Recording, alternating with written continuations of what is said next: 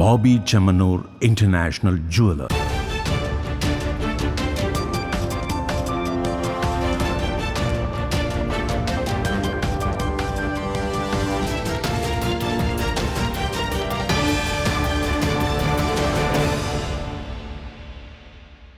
ഞാൻ മായ. N4 ന്യൂസിലേക്ക് സ്വാഗതം. വിശദമായ വാർത്തകളിലേക്ക്. ചിനക്കത്തൂർ പൂരത്തിന്റെ ഭാഗമായുള്ള ചെറുപൂരങ്ങളുടെ രജിസ്ട്രേഷൻ നാളെ ആരംഭിച്ച് ഫെബ്രുവരി 18-ാം തീയതി അവസാനിക്കും. ഫെബ്രുവരി 24 നടക്കുന്ന ചിനക്കത്തൂർ പൂരത്തിന്റെ ഭാഗമായി ചെറുപൂരങ്ങളുടെ രജിസ്ട്രേഷൻ നാളെ ആരംഭിക്കുമെന്ന് Ottapalam circle inspector of police TP Farshad അറിയിച്ചു. വള്ളുവനാട്ടിലെ പ്രധാനപ്പെട്ട പൂരമായ ചിനക്കത്തൂർ പൂരം 24/2/2024 തീയതി നടക്കുകയാണ്. 24/2/2024 തീയതി നടക്കുന്ന ചിനക്കത്തൂർ പൂരത്തിൽ 7 ദേശപൂരങ്ങൾ കൂടാതെ ധാരാളം ചെറുപൂരങ്ങൾ കൂടി പങ്കെടുക്കുന്നുണ്ട്. ഈ ചെറുപൂരങ്ങൾ എല്ലാം തന്നെ പോലീസ് സ്റ്റേഷനിൽ കൃത്യമായിട്ട് രജിസ്റ്റർ ചെയ്യേണ്ടതാണ്. നാളെ 12/2/2024 തീയതി മുതൽ 18/2/2024 തീയതിക്കുള്ളിൽ എല്ലാ ചെറുപൂരങ്ങളും കൃത്യമായിട്ട് രജിസ്റ്റർ ചെയ്യേണ്ടതും ആയതിൻ്റെ രജിസ്റ്റർ നമ്പർ കൈപ്പറ്റേണ്ടതും അതിനോടനുബന്ധിച്ച് നടത്തുന്ന യോഗത്തിൽ പങ്കെടുക്കേണ്ടതുമാണ്. പൂരത്തിൻ്റെ സുഗമമായ നടത്തിപ്പിനും അതുപോലെ തന്നെ പൊതുജനങ്ങൾക്ക് പൂരം നന്നായി ആസ്വദിക്കുന്നതിനും വേണ്ടിയിട്ടുള്ള പോലീസിൻ്റെയും അതുപോലെ തന്നെ കമ്മിറ്റിയുടെയും എല്ലാം ഈ ക്രമീകരണത്തിൽ എല്ലാ ചെറുപൂരങ്ങളുടെ സംഘാടകരും പങ്കാളികളാവണം. അങ്ങനെ നമുക്ക് എല്ലാവർക്കും ഒരുമിച്ച് നിന്നുകൊണ്ട് ഏറ്റവും മനോഹരമായി 2024 പൂരം ആസ്വദിക്കാൻ കഴിയണം. ഫെബ്രുവരി 18 വരെയാണ് സമയം അനുവദിച്ചിരിക്കുന്നത്. 7 ദേശത്തിൽ നിന്ന് വരുന്ന പൂരങ്ങളുടെ സുഗമമായ നടത്തിപ്പിനും ക്രമസമാധാന പരിപാലനത്തിനുമാണ് രജിസ്ട്രേഷൻ നിർബന്ധമാക്കിയിരിക്കുന്നതെന്ന് പോലീസ് അറിയിച്ചു. ഒറ്റപ്പാലം പോലീസ് സ്റ്റേഷന് ഫോട്ടോസ്റ്റാറ്റ് മെഷീൻ അനുവദിച്ച് MLA അഡ്വക്കേറ്റ് K പ്രേംകുമാർ. 2022-23 വർഷത്തെ MLAയുടെ പ്രത്യേക വികസന നിധിയിൽ നിന്ന് ഒറ്റപ്പാലം പോലീസ് സ്റ്റേഷന് ഫോട്ടോസ്റ്റാറ്റ് മെഷീൻ അനുവദിച്ച് ഒറ്റപ്പാലം MLA 1,80,000 രൂപ മുടക്കിയാണ് മെഷീൻ അനുവദിച്ചിരിക്കുന്നതെന്നും ഇതിലൂടെ പോലീസ് സ്റ്റേഷനിൽ കാലാകാലങ്ങളായി നിലനിന്ന ഫോട്ടോസ്റ്റാറ്റ് കോപ്പികൾ എടുക്കുന്നതിന് സഹായകരമാകുമെന്നും സ്റ്റേഷൻ്റെ പ്രവർത്തനത്തിൻ്റെ സുഗമമായ നടത്തിപ്പിന് ഇത് സഹായിക്കുമെന്നും MLA അഡ്വക്കേറ്റ് K പ്രേംകുമാർ പറഞ്ഞു. MLA ആസ്തി വികസന ഫണ്ടിൽ നിന്നും പ്രാദേശിക ഫണ്ടിൽ നിന്നുമൊക്കെ എങ്ങനെയൊക്കെ മണ്ഡലത്തിലെ വ്യത്യസ്ത നിലയിലുള്ള വികസന പ്രവർത്തനങ്ങൾക്ക് ഫണ്ട് വിനിയോഗിക്കാമെന്നതിനെ സംബന്ധിച്ച് കൃത്യമായ അഭിപ്രായങ്ങൾ സ്വീകരിക്കാറുണ്ട്. അങ്ങനെ സ്വീകരിക്കുന്ന സന്ദർഭത്തിൽ പൊതുവിൽ റോഡ്, പാലം, കെട്ടിടം അത്തരത്തിലുള്ള വ്യത്യസ്തങ്ങളായിട്ടുള്ള വികസന ആവശ്യങ്ങളാണ് നമ്മുടെ മുന്നിൽ വരാറുള്ളത്.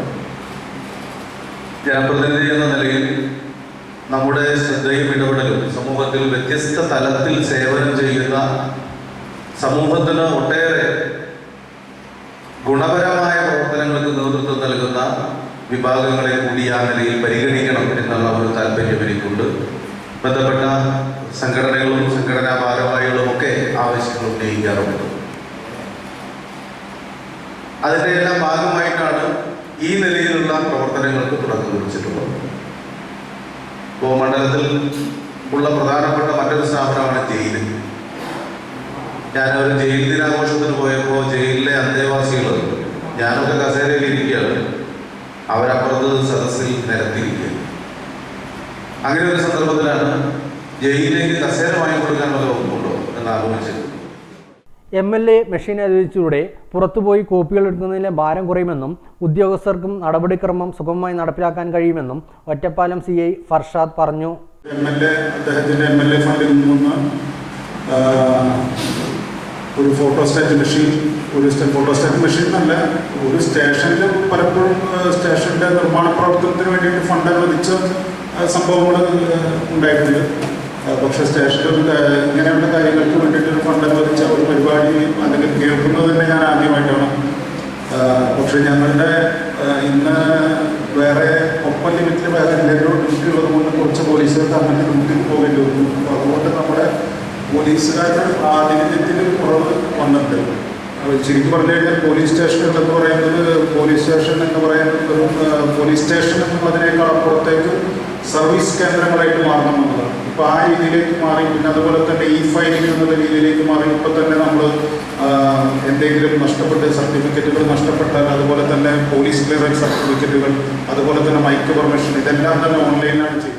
ഒറ്റപ്പാലം സ്റ്റേഷനിലെ കോൺഫറൻസ് ഹാളിൽ നടന്ന ചടങ്ങിൽ sub inspector of police KG Jayadeep, നഗരസഭ വാർഡ് കൗൺസിലർമാരായ ഫാത്തിമ സുഹറ, TK രഞ്ജിത്ത്, SI-മാരായ A. George Mathew, AK Thahir, K. Jayakumar, police association നിർവാഹക സമിതി അംഗം V. ജയൻ, പോലീസ് അസോസിയേഷൻ പ്രതിനിധി മൈസൽ ഹക്കീം, കേരള പോലീസ് അസോസിയേഷൻ പ്രതിനിധി ജയരാജ്, ASI VN സിന്ധു എന്നിവർ സംസാരിച്ചു.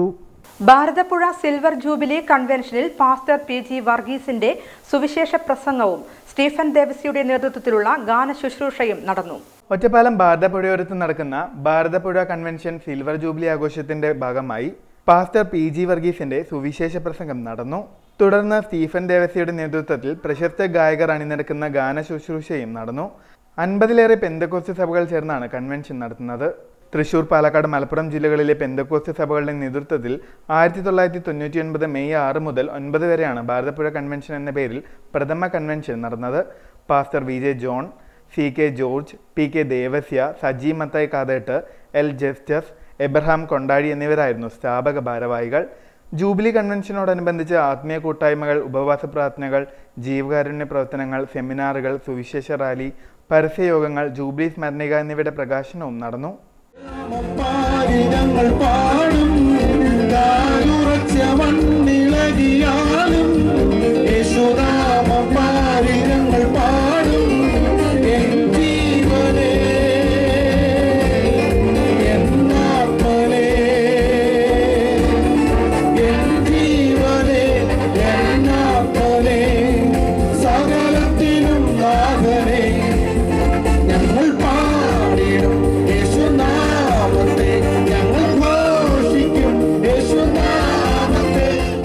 ഇനി ഒരു ഇടവേള.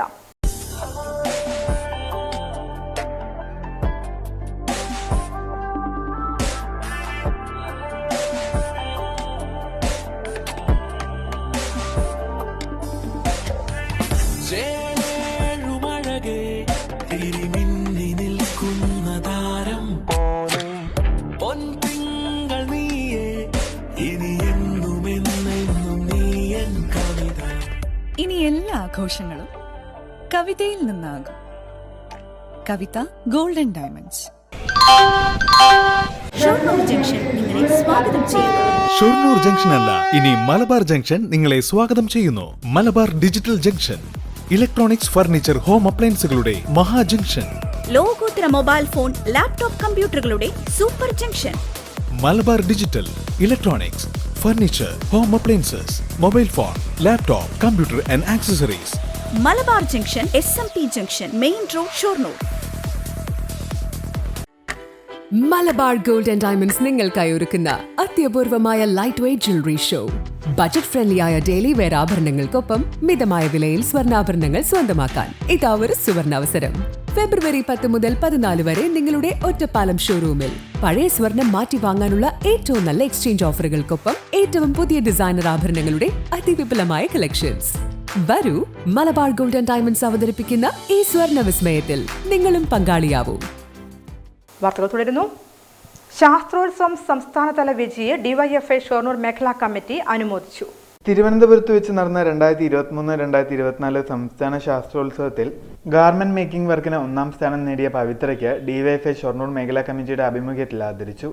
ഷൊർണൂർ സെന്റ് തെരേസസ് HSS വിദ്യാർത്ഥിനിയാണ് പവിത്ര. മേഖലാ കമ്മിറ്റിയുടെ ഉപഹാരം DYFI ജില്ലാ വൈസ് പ്രസിഡന്റ് ശലീഷ കൈമാറി. മേഖലാ secretary MK Unnikrishnan, president Vivek, block committee അംഗങ്ങളായ രാജേഷ് പോൾ, ശോഭ MP, മേഖലാ ജോയിന്റ് സെക്രട്ടറി രഞ്ജിത്ത്, മേഖലാ കമ്മിറ്റി അംഗങ്ങളായ നന്ദന, ഭാവന, യൂണിറ്റ് അംഗങ്ങളായ പൂജ, സുജിത്, സോന തുടങ്ങിയവർ പങ്കെടുത്തു. വിവരാവകാശ കമ്മീഷൻ സിറ്റിംഗ് നടന്നു. പൊതുജനങ്ങൾക്ക് ലഭ്യമാകുന്ന രീതിയിൽ വിവരങ്ങൾ തയ്യാറാക്കി വെക്കേണ്ട ബാധ്യത ബന്ധപ്പെട്ട സ്ഥാപന മേധാവികൾക്കാണെന്ന് സംസ്ഥാന വിവരാവകാശ commissioner doctor KM Dileep Palakkad taluk conference ഹാളിൽ നടത്തിയ ഹിയറിംഗിൽ അധ്യക്ഷത വഹിച്ച് സംസാരിക്കുകയായിരുന്നു അദ്ദേഹം. പൊതുജനങ്ങളെ ബാധിക്കുന്ന പ്രധാന നയങ്ങൾ രൂപീകരിക്കുമ്പോഴും തീരുമാനങ്ങൾ പ്രഖ്യാപിക്കുമ്പോഴും എല്ലാ പ്രസക്ത വസ്തുതകളും പ്രസിദ്ധീകരിക്കണം. ഇത്തരം ക്രമീകരണങ്ങൾ ഏർപ്പെടുത്തിയിട്ടുണ്ടോ എന്ന് കമ്മീഷൻ പരിശോധിക്കും. വിവരം നൽകുന്നതിൽ കാലതാമസം വരുത്തുകയോ അപൂർണവും അവ്യക്തവുമായ വിവരങ്ങൾ നൽകുകയോ ചെയ്താൽ അത്തരം ഉദ്യോഗസ്ഥർക്കെതിരെ ശിക്ഷാ നടപടി സ്വീകരിക്കും. ജനങ്ങൾക്ക് സമയബന്ധിതമായ വിവരങ്ങൾ ലഭ്യമാക്കുന്നതിൽ വിട്ടുവീഴ്ച വരുത്തുന്ന മേധാവികൾക്കെതിരെ കമ്മീഷൻ കർശന നടപടി സ്വീകരിക്കുമെന്നും അദ്ദേഹം പറഞ്ഞു. 20 കേസുകളാണ് കമ്മീഷൻ പരിഗണിച്ചത്. ഇതിൽ 19 എണ്ണം തീർപ്പാക്കി. റവന്യൂ, തദ്ദേശ സ്വയംഭരണ വകുപ്പുകളുമായി ബന്ധപ്പെട്ട കേസുകളാണ് പരിഗണിച്ചത്. വാണിയംകുളം ചന്ത നവീകരണത്തിന് സംസ്ഥാന ബഡ്ജറ്റിൽ ഫണ്ട് വകയിരുത്തി. വാണിയംകുളം കന്നുകാലിച്ചന്തയിലെ മൃഗവിസർജ്യമടക്കമുള്ള മാലിന്യങ്ങൾ ശാസ്ത്രീയമായി സംസ്കരിക്കുകയും ഒപ്പം ജനകീയ ഹോട്ടലടക്കമുള്ള പൊതുസ്ഥാപനങ്ങൾക്ക് പാചക ഇന്ധനം കണ്ടെത്തുകയും ചെയ്യുന്നതിന് ശുചിത്വ മിഷൻ അനുവദിച്ച 20,02,000 രൂപ അടങ്കലിൽ 2020-21 വാർഷിക പദ്ധതിയിൽ ഏറ്റെടുത്ത പദ്ധതിയാണ് Gobardhan biogas plant. Mundur IRTC മുഖാന്തരം നടപ്പിലാക്കിയ ഈ പദ്ധതിക്ക് 18,32,095 രൂപ ചിലവ് വന്നിട്ടുണ്ട്. മാലിന്യമുക്തമായ ചന്ത എന്ന ലക്ഷ്യത്തിലേക്കുള്ള വിവിധ പദ്ധതികളിൽ ഒന്നായാണ് വാണിയംകുളം ഗ്രാമപഞ്ചായത്ത് ഗോബർധൻ ബയോഗ്യാസ് പ്ലാന്റ് എന്ന പദ്ധതി വിഭാവനം ചെയ്തത്. വാണിയംകുളം ഗ്രാമപഞ്ചായത്തിന്റെ ഇത്തരം പ്രവർത്തനങ്ങൾക്കുള്ള അംഗീകാരം എന്ന നിലയിലാണ് കന്നുകാലിച്ചന്ത നവീകരണത്തിനായി സംസ്ഥാന സർക്കാർ ബജറ്റിൽ 1 കോടി രൂപ അനുവദിച്ചിരിക്കുന്നത്. ചന്ത നടക്കുന്ന സ്ഥലം പൂർണ്ണമായും കോൺക്രീറ്റ് ചെയ്താൽ മാത്രമേ ദിനംപ്രതി കഴുകി വൃത്തിയാക്കി സൂക്ഷിക്കാനായി സാധിക്കുകയുള്ളൂ എന്നും സംസ്ഥാന സർക്കാർ ഈ ബജറ്റിൽ അനുവദിച്ച തുക ഉപയോഗിച്ച് ജില്ലാ പഞ്ചായത്തിന്റെയും ബ്ലോക്ക് പഞ്ചായത്തിന്റെയും സഹകരണത്തോടെ അടുത്ത സാമ്പത്തിക വർഷത്തിനുള്ളിൽ ചന്ത നവീകരണം പൂർത്തിയാക്കുമെന്നും വാണിയംകുളം ഗ്രാമപഞ്ചായത്ത് പ്രസിഡന്റ് കെ ഗംഗാധരൻ പറഞ്ഞു. സംസ്ഥാന സർക്കാർ ബഡ്ജറ്റിൽ 3 പദ്ധതികളാണ് വാണിയംകുളം ഗ്രാമപഞ്ചായത്തിൽ പ്രഖ്യാപിച്ചിട്ടുള്ളത്. അതിലൊന്ന് ചോറോട്ടൂർ ലിഫ്റ്റ് ഇറിഗേഷനാണ്. അതിന് 1 കോടി രൂപ ചിലവാണ്. അതുപോലെ തന്നെ വാണിയംകുളം ചന്ത നവീകരണമാണ്. വാണിയംകുളം ചന്ത നവീകരണമായിട്ട് ബന്ധപ്പെട്ട കാര്യം ഈ ഭരണസമിതി അധികാരത്തിൽ വരുമ്പോൾ വളരെ ഗൗരവത്തോടു കൂടി ഞാൻ പറഞ്ഞതാണ്. ചന്ത നവീകരിക്കുകയും അതൊരു ശുചിത്വ പരിപാലനം നടത്തും എന്ന് പറഞ്ഞതാണ്. അതിൻ്റെ ഭാഗമായി ഇപ്പോൾ അവിടെ ഒരു ബയോഗ്യാസ് പ്ലാന്റ് പൂർത്തീകരിച്ചിട്ടുണ്ട്. ബയോഗ്യാസ് പ്ലാന്റ് പ്രവർത്തനം ആരംഭിച്ചിട്ടുണ്ട്. അതുപോലെ തന്നെ അതിൻ്റെ ഒരു വശത്തു കൂടെ ഒരു വെള്ളച്ചാലുണ്ടാക്കി അതിൻ്റെ നീരും ചളിയും കഴുകത്തക്ക രീതിയിലേക്ക് മാറ്റത്തക്ക രീതിയിലുള്ള പ്രവർത്തനങ്ങൾ നടന്നു വരികയാണ്. അതിൻ്റെ ഒരു സേഫ്റ്റി ടാങ്ക് ഉൾപ്പെടെയുള്ള കാര്യങ്ങൾ ഒരുക്കുന്നുണ്ട്. ആ നിലയിൽ ശുചീകരിക്കുകയാണ്. അങ്ങനെ വരുമ്പോൾ ചന്ത കഴുകി വൃത്തിയാക്കാൻ പറ്റണമെങ്കിൽ ആ ചന്ത നിൽക്കുന്ന സ്ഥലം പൂർണ്ണമായി കോൺക്രീറ്റ് ചെയ്യണം.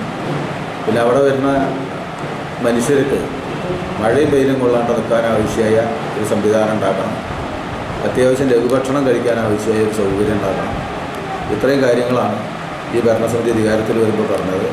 അത് സംസ്ഥാന ഗവൺമെൻറ്റിൻ്റെ ഈ സഹായവും പഞ്ചായത്തും ബ്ലോക്ക് പഞ്ചായത്തും ജില്ലാ പഞ്ചായത്തിൻ്റെ ഒക്കെ സഹകരണത്തോടു കൂടി അടുത്തൊരു സാമ്പത്തിക വർഷത്തോടു കൂടി ചന്ത നവീകരണം പൂർത്തീകരിക്കണം എന്നാണ് ഉദ്ദേശം. ദേശീയ മന്ദരോഗ നിവാരണ യജ്ഞത്തിന് തുടക്കമായി.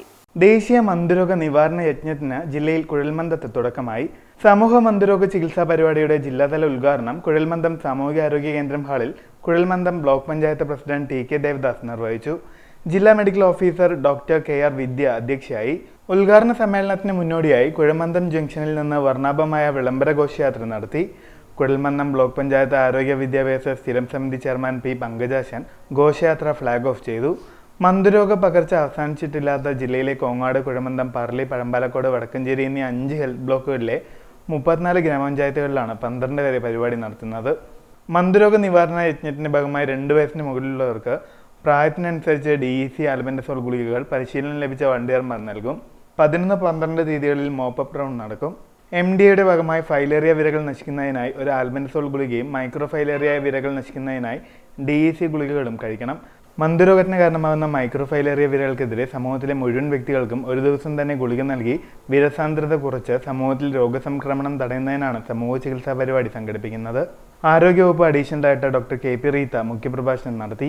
കുഴമന്ദം ഗ്രാമപഞ്ചായത്ത് പ്രസിഡന്റ് മിനി നാരായണൻ, കുഴമന്ദം ബ്ലോക്ക് പഞ്ചായത്ത് ആരോഗ്യ വിദ്യാഭ്യാസ സ്ഥിരം സമിതി അധ്യക്ഷൻ പങ്കജാശൻ, കുഴമന്ദം ഗ്രാമപഞ്ചായത്ത് ആരോഗ്യ വിദ്യാഭ്യാസ സ്ഥിരം സമിതി അധ്യക്ഷ ധനലക്ഷ്മി, കുഴമന്ദം ഗ്രാമപഞ്ചായത്ത് അംഗം കൗസല്യ, ആരോഗ്യവകുപ്പ് അസിസ്റ്റന്റ് ഡയറക്ടർ MS ശശി തുടങ്ങിയവർ പങ്കെടുത്തു.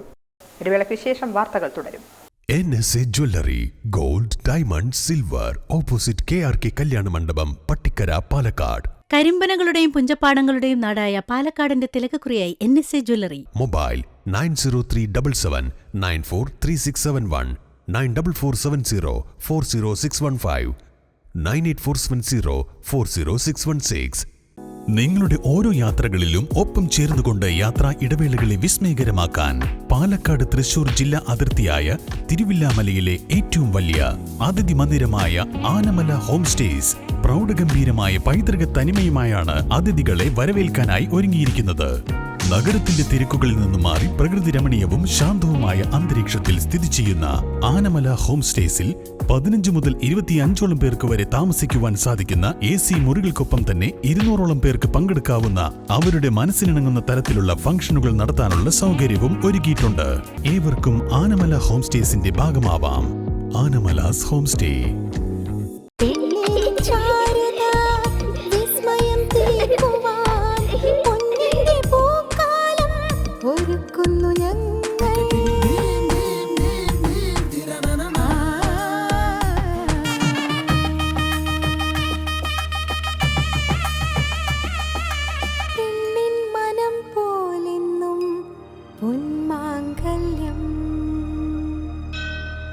Bobby Chemmanur international jeweller. വാർത്തകൾ തുടരുന്നു. അഡ്വക്കേറ്റ് പ്രേംകുമാർ MLA പ്രാദേശിക വികസന ഫണ്ടിലൂടെ നിർമ്മിക്കുന്ന വായനശാലയുടെ നിർമ്മാണോദ്ഘാടനം നടന്നു. ഒറ്റപ്പാലം MLA 2022-23 പ്രാദേശിക വികസന ഫണ്ടിൽ നിന്ന് 14 ലക്ഷം രൂപ വിനിയോഗിച്ച് നിർമ്മിക്കുന്ന മണ്ണമ്പറ്റ പുളിയക്കാട്ട് തെരുവ് MB കിട്ടു സ്മാരക വായനശാലയുടെ പുതിയ കെട്ടിടത്തിന്റെ നിർമ്മാണോദ്ഘാടനം അഡ്വക്കേറ്റ് K പ്രേംകുമാർ MLA നിർവഹിച്ചു. Block panchayat president Sunitha Joseph അധ്യക്ഷത വഹിച്ചു. ചടങ്ങിൽ SSLC +2 വിജയികളെ അനുമോദിച്ചു. ബ്ലോക്ക് സ്ഥിരം സമിതി ചെയർപേഴ്സൺ VK രാധിക, ഗ്രാമപഞ്ചായത്ത് അംഗം C Haridasan, KK Lini, P Aravindashan, MC Vasudevan, വായനശാല സെക്രട്ടറി എബിൻ ബേബി, P ചന്ദ്രൻ, MB Sujesh, M Udayakumar, P Sreejith, P Vishnu തുടങ്ങിയവർ സംസാരിച്ചു. മങ്കര ഗ്രാമപഞ്ചായത്തിൽ ഡ്രോൺ ഫാമിംഗിനെ കുറിച്ച് പരിശീലന പരിപാടി സംഘടിപ്പിച്ചു.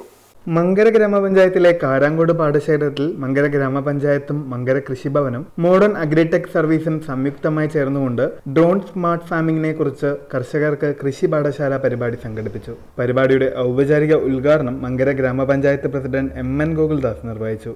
നമ്മുടെ കാർഷിക മേഖലയ്ക്ക് അനുയോജ്യമായ കൃഷിരീതികളെക്കുറിച്ച് ഒട്ടനവധി ഗവേഷണങ്ങളും പരിപാടികളും പദ്ധതികളും ഒക്കെ സർക്കാർ ആവിഷ്കരിച്ച് നടപ്പിലാക്കുന്നുണ്ട്. പക്ഷേ സ്വാഭാവികമായിട്ടും താഴെ തട്ടിലുള്ള കർഷകർക്ക് ഇതിൻ്റെ പ്രയോജനം ശരിയായ രീതിയിൽ കിട്ടാത്ത ഒരു സാഹചര്യവും നിലനിൽക്കുകയാണ്. പല സ്കീമുകളും ഈ സെൻട്രൽ ഗവൺമെൻറ്റിൻ്റേത് ഉൾപ്പെടെ പല സ്കീമുകളും വരുന്നത് നോർത്ത് സൈഡിനെ ഡിപ്പെൻഡ് ചെയ്തുകൊണ്ടുള്ള അവർക്ക് അനുയോജ്യമായ രീതിയിലുള്ള സംവിധാനങ്ങൾ സെൻട്രൽ ഗവൺമെൻറ്റിൽ നിന്ന് ഒരു ഭാഗത്ത് കൂടെ വരും. സ്റ്റേറ്റ് ഗവൺമെന്റിനെ സംബന്ധിച്ച് പദ്ധതികളുടെ കുറവല്ല, ഇഷ്ടംപോലെ പദ്ധതികളാണ്. നമ്മുടെ കർഷകരെ സംബന്ധിച്ച് ഇപ്പോഴും പരമ്പരാഗത രീതിയിൽ നിന്ന് പൂർണ്ണമായും വിട്ടുവരാൻ കഴിയാത്ത ഒരു സാഹചര്യത്തിലാണ് നമ്മൾ നിൽക്കുക. അത് എന്തുകൊണ്ട് എന്ന് ചോദിച്ചാൽ പുതിയ ശാസ്ത്ര സാങ്കേതിക കാര്യങ്ങളെക്കുറിച്ച് നമുക്ക് ബോധവൽക്കരണം വേണ്ട രീതിയിൽ നടപ്പിലാക്കാൻ കഴിയാത്ത ഒരു സാഹചര്യം നിലനിൽക്കുന്നുണ്ട്. അപ്പോൾ അതിൻ്റെ ആ വെല്ലുവിളി ഏറ്റെടുത്തുകൊണ്ടാണ് ഇന്ന് ഇവരിങ്ങനെ ഒരു CTCRൻ്റെ പദ്ധതിയുടെ കെയർ ഓഫിൽ 2 ദിവസത്തെ പ്രോഗ്രാം ഇവിടെ നടത്തുന്ന ഒരു ഡെമോ നടത്താനാണ് ഇവർ ഉദ്ദേശിക്കുന്നത്. തീർച്ചയായിട്ടും ഇതൊരു ഡെമോ മാത്രമാണ്. ഇതിൽ നിന്ന് കർഷകർക്ക് എന്ത് ലാഭം കിട്ടും എന്ന് ചോദിച്ചു കഴിഞ്ഞാൽ നമ്മുടെ കർഷകരുടെ ഉള്ളിലുള്ള സംഭവം എന്താ വെച്ചാൽ ഉഴവ് കൂലിയിൽ പഞ്ചായത്ത് എത്ര സബ്സിഡി കൂടുതൽ വെക്കും, ഉഴവ് കൂലി ഇനത്തിൽ നമുക്ക് എത്ര തരും, വളം വാങ്ങുമ്പോൾ എത്ര സബ്സിഡി നമുക്ക് അതിൽ കിട്ടും. ഈ രീതിയിൽ ഇതിൻ്റെ അപ്പുറം നമുക്ക് ചിന്തിക്കാനായിട്ട് നമ്മൾ പലപ്പോഴും ശ്രമിക്കാറില്ല എന്നതാണ് യാഥാർത്ഥ്യം. അതിൽ നിന്ന് നമുക്കൊരു മാറ്റം ഉണ്ടാകണം. അപ്പോൾ തീർച്ചയായിട്ടും ഈ ഗവേഷണങ്ങൾ നടത്തപ്പെടുമ്പോൾ നേരത്തെ ഇവിടെ സൂചിപ്പിച്ചതുപോലെ മണ്ണ് പരിശോധന നമുക്കറിയാം. കൃഷി ഓഫീസർ ഇപ്പം നിങ്ങളൊക്കെ പാടശേഖര സമിതിയുടെ കൺവീനർമാർ ഇവിടെ ഇരിക്കുന്നുണ്ട്. പലപ്പോഴും മണ്ണെടുത്ത് പരിശോധിക്കാറുണ്ട്. ആ മണ്ണെടുത്ത് പരിശോധിച്ച് ആ മണ്ണിൽ എന്താണ് പ്രയോജനകരമായ വിള എന്നത് നോക്കി ഏത് വിളയാണ് കൂടുതലായിട്ട് നമുക്ക് ലഭ്യമാകുക എന്ന് നോക്കി കൃഷി ചെയ്യുന്നതിന് പകരം മണ്ണ് പരിശോധന കൃത്യമായിട്ട് നടത്തും. അതിനുശേഷം കുറച്ച് ചുണ്ണാമ്പോ വളമോ കൊണ്ടുപോയിടുന്ന ഒരു സംവിധാനം നടത്തുന്നു. പിന്നെ ഇവിടെ നേരത്തെ സൂചിപ്പിച്ചതുപോലെ ഈ സംവിധാനങ്ങളൊക്കെ വരുമ്പോൾ പുതിയ ടെക്നോളജികൾ വരുമ്പോൾ മണ്ണിൻ്റെ ഫലഭൂയിഷ്ടി നിലനിർത്തിക്കൊണ്ട് തന്നെയാണ് നമുക്കിതൊക്കെ ചെയ്താലുള്ള മെച്ചമുള്ളൂ എന്ന് വിശ്വസിക്കുന്ന കർഷകരല്ലാത്ത ഒരാളാണ് ഞാൻ. മോഡേൺ അഗ്രിടെക് സർവീസിലെ റിജീഷ് രാജൻ സ്വാഗതം പറഞ്ഞ ചടങ്ങിൽ കൃഷി ഓഫീസർ മുകുന്ദകുമാർ അധ്യക്ഷത വഹിച്ചു. തിരുവനന്തപുരം ICAR CTCRIയിലെ പ്രിൻസിപ്പൽ സയന്റിസ്റ്റ് സന്തോഷ് മിത്ര ക്ലാസുകൾ നയിച്ചു.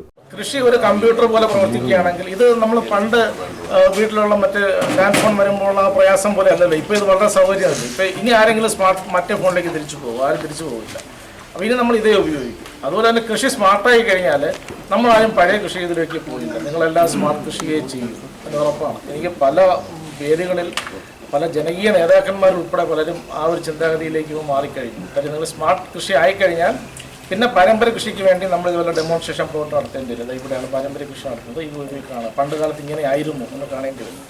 അപ്പോൾ സ്മാർട്ട് കൃഷി എന്ന് പറഞ്ഞാൽ കമ്പ്യൂട്ടർ അധിഷ്ഠിത കൃഷി എന്ന് പറഞ്ഞാൽ വേറൊന്നുമല്ല, ഈ ഒരുപാട് ഇൻഫർമേഷൻസ് ഉണ്ട്. ഇപ്പം എനിക്ക് ഉള്ളതിൻ്റെ ഒരു 100 ഇരട്ടി വിവരം നിങ്ങൾ ഓരോരുത്തർക്കും കാണും.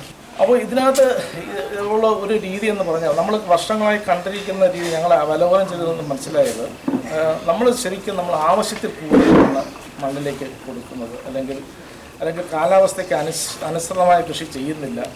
എന്നുള്ള കാര്യങ്ങളൊക്കെയാണ് മനസ്സിലാക്കിയത്. നമുക്ക് ഒരു 10-40 വർഷത്തെ കൊളോണിയൽ റൂൾ ഇന്ത്യയിലുണ്ടായിരുന്നു. അപ്പോൾ ആ കൊളോണിയൽ റൂളിൻ്റെ സമയത്ത് സംഭവിച്ചതെന്ന് പറഞ്ഞാൽ നമുക്ക് നെല്ലിന് അനുയോജ്യമായ കൃഷിഭൂമി അവർ നീലത്തിന് വേണ്ടിയും റബ്ബറിന് വേണ്ടിയും മാറ്റി. കാരണം അവർക്ക് വേണ്ടത് ലാഭം മാത്രമാണ്. ഈ നാട്ടുകാരെ പട്ടിണി കിടന്നാൽ അവർക്ക് പ്രശ്നമല്ല. അവർക്ക് ലാഭം ഉണ്ടാക്കാൻ വേണ്ടി അവർ കൃഷി രീതികൾ മാറ്റി. മോഡേൺ കൃഷി എന്ന രീതിയിൽ നമ്മളെ തെറ്റിദ്ധരിപ്പിച്ചുകൊണ്ട് കൃഷി മാറ്റി. ഒടുവിൽ നമ്മുടെ ഭക്ഷ്യസുരക്ഷയാണ് അഫക്റ്റ് ആയത്. നെല്ലിന് വേണ്ടി 2 ഗവേഷണ സ്ഥാപനങ്ങളുണ്ട്. ഒന്ന് ഹൈദരാബാദിലും ഒന്ന് കട്ടക്കിലും ഇൻസ്റ്റിറ്റ്യൂട്ട്സ് ഉണ്ട്. നിങ്ങൾ കേരളത്തിൽ തന്നെ ഉണ്ട്. പ്ലാന്റേഷൻ ക്രോപ്സിനുണ്ട്. തെങ്ങിനൊക്കെ വേണ്ടി ചെയ്യുന്ന കാസർഗോഡ് ഒരു ഇൻസ്റ്റിറ്റ്യൂട്ട് ഉണ്ട്. കിഴങ്ങിന് വേണ്ടി ഞങ്ങളുടേതുണ്ട്. മീനിന് വേണ്ടിയുള്ളത് കൊച്ചിയിലെ 2 ഇൻസ്റ്റിറ്റ്യൂട്ട്സ് ഉണ്ട്. അങ്ങനെ ഒരുപാട് ഇൻസ്റ്റിറ്റ്യൂട്ട്സ് ഇന്ത്യയിലുണ്ട്. നമ്മുടെ വാഴയ്ക്ക് വേണ്ടി ട്രിച്ചിയിലാണ് ഒരു ഇൻസ്റ്റിറ്റ്യൂട്ട് ഉള്ളത്. അപ്പോൾ ഓരോ സ്ഥാപനവും ഓരോ മേഖലയിലാണ് സ്പെഷ്യലൈസ് ചെയ്തിരിക്കുന്നത്. ആ മേഖലയിൽ അവർ ആ ഒരു പ്രദേശത്തെ മാത്രമല്ല ദേശീയമായിട്ടും അന്തർദേശീയമായിട്ടും എല്ലാ വിവരങ്ങളും ശേഖരിച്ച് എല്ലാ തരത്തിലുള്ള വിവരങ്ങളും അതിന് അധിഷ്ഠിതമായി നമ്മുടെ ജനതയ്ക്ക് വേണ്ടി, ഇന്ത്യക്കാർക്ക് വേണ്ടിയുള്ള അല്ലെങ്കിൽ ഇന്ത്യൻ കണ്ടീഷൻസിന് വേണ്ടിയുള്ള സാങ്കേതിക വിദ്യകൾ വികസിപ്പിക്കുന്നു. അത് കർഷകരിൽ എത്തിക്കുന്നു വെച്ചാൽ കർഷകരുടെ ഭൂമിയിൽ തന്നെ പരീക്ഷിച്ച് കാണിക്കുകയാണ് ചെയ്യുന്നത്. ജില്ലാ സാക്ഷരതാ സമിതി യോഗം നടന്നു. സംസ്ഥാന സാക്ഷരതാ മിഷൻ ജില്ലയിൽ നടപ്പിലാക്കുന്ന വിവിധ പ്രവർത്തനങ്ങൾ ചർച്ച ചെയ്യുന്നതിനും തുടർ പ്രവർത്തനങ്ങൾ ആസൂത്രണം ചെയ്യുന്നതുമായി ജില്ലാ സാക്ഷരതാ സമിതി യോഗം ചേർന്നു. ബ്രെയിൽ ലിറ്ററസി ജില്ലാതല സംഘാടക സമിതി രൂപീകരിച്ചു. യോഗത്തിൽ ചങ്ങാതി പദ്ധതി, new India literacy programme, Attappadi സാക്ഷരതാ തുല്യതാ പദ്ധതി, പൗരധ്വനി, നവചേതന സമന്വയ മുന്നേറ്റം പദ്ധതികൾ, SSLC +2 തുല്യതാ ക്ലാസുകൾ, അധ്യാപക നിയമനം, ആശാ രജിസ്ട്രേഷൻ, കോളേജ് വിദ്യാർത്ഥികളുടെ സേവനം പ്രയോജനപ്പെടുത്തൽ തുടങ്ങിയ വിഷയങ്ങൾ ചർച്ച ചെയ്തു. ജില്ലാ പഞ്ചായത്ത് പ്രസിഡന്റ് ചേംബറിൽ നടന്ന യോഗത്തിൽ സാക്ഷരതാ സമിതി യോഗം പ്രസിഡന്റും ജില്ലാ പഞ്ചായത്ത് പ്രസിഡന്റുമായ കെ ബിനിമോൾ അധ്യക്ഷയായി. ജില്ലാ പഞ്ചായത്ത് വൈസ് പ്രസിഡന്റ് ചാമുണ്ണി, ആരോഗ്യ വിദ്യാഭ്യാസ സ്റ്റാൻഡിംഗ് കമ്മിറ്റി ചെയർപേഴ്സൺ ചാബിറ, വിവിധ വകുപ്പ് ജീവനക്കാർ, കേരള ഫെഡറേഷൻ ഓഫ് ബ്ലൈൻഡ് ഭാരവാഹികൾ, റിസോഴ്സ് പേഴ്സൺമാർ, ജില്ലാ മിഷൻ ജീവനക്കാർ, ഡയറ്റ് പ്രതിനിധികൾ തുടങ്ങിയവർ പങ്കെടുത്തു. ഇതോടെ ഈ വാർത്താ ബുള്ളറ്റിൻ സമാപിക്കുന്നു. നമസ്കാരം.